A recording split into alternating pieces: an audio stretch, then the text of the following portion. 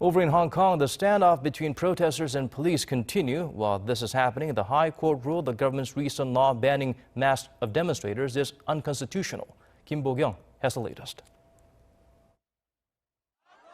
Hong Kong's High Court ruled on Monday that the law which banned protesters from wearing face masks was unconstitutional. According to the Hong Kong-based South China Morning Post, High Court judges said the anti-mask law was, quote, incompatible with the Basic Law, which refers to the city's mini-constitution that came into effect after Hong Kong was returned to China in 1997.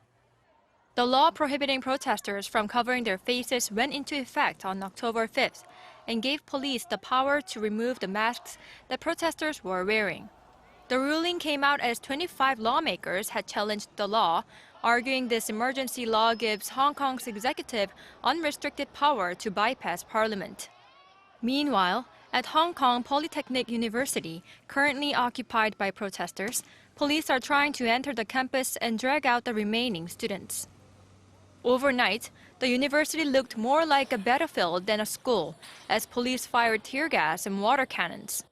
They also used an anti-riot sound device known as long-range acoustic device, which causes vomiting, great pain, and dizziness when heard.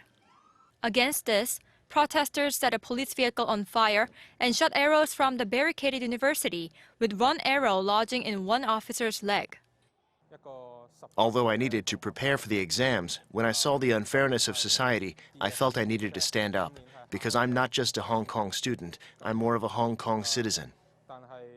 Meanwhile, Chinese soldiers stationed in Hong Kong have been spotted cleaning up Hong Kong streets.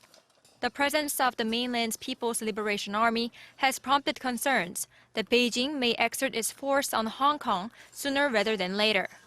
In fact, according to China's Mingpao newspaper, senior Chinese officials, including Vice Premier Han Zheng, took a visit to Guangdong Province, an area close to Hong Kong, and discussed the current crisis. Bo-kyoung, Arirang News.